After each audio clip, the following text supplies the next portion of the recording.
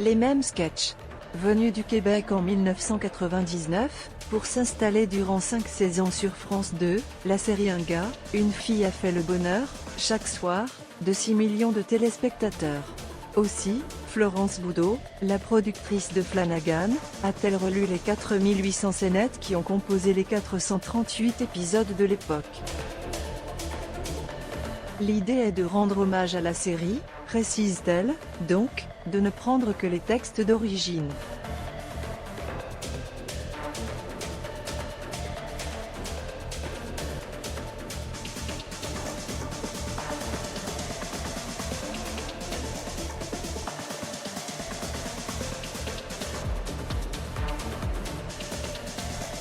On a ensuite attribué un thème à chaque couple, au lit, en voiture, chez le psy, etc.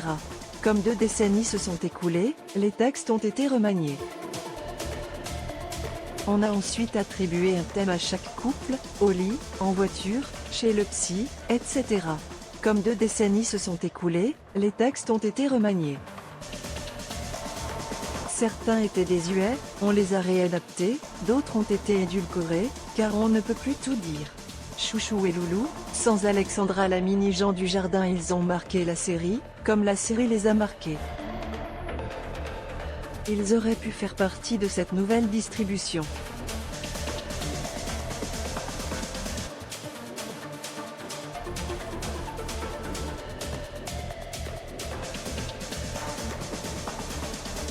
Nous les avons contactés à 3 reprises, affirme la productrice. Alexandra a gentiment décliné, expliquant que son personnage lui avait longtemps collé à la peau.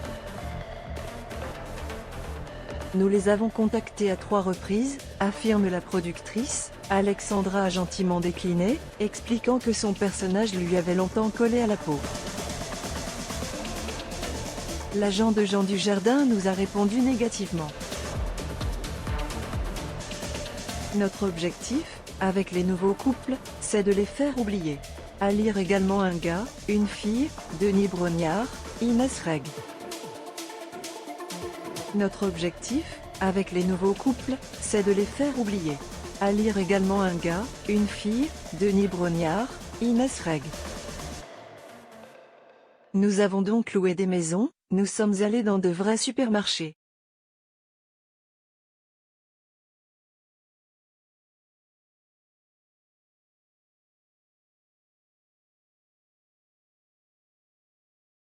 Chaque chouchou et loulou a son univers.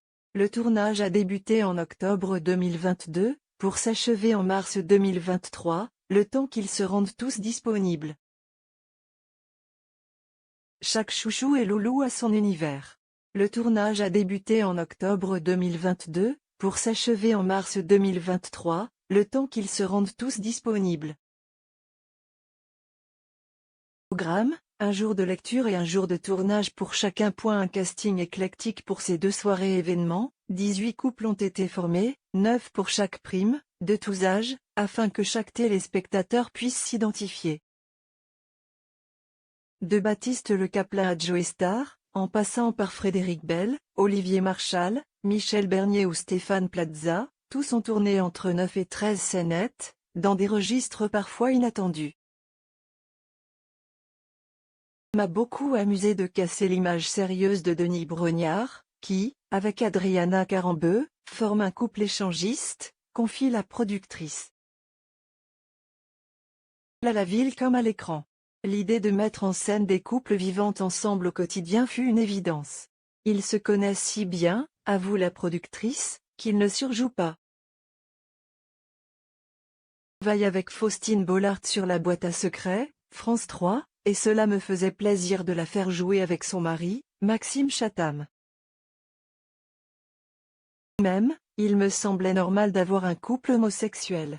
Stéphane Bern était d'accord pour tourner avec son compagnon, Yori Bayrès. Florence Boudot a même laissé Virginie Ledoyen décider de son partenaire, elle a choisi son ex, Ariel Mallet, qui est désormais en couple avec Barbara.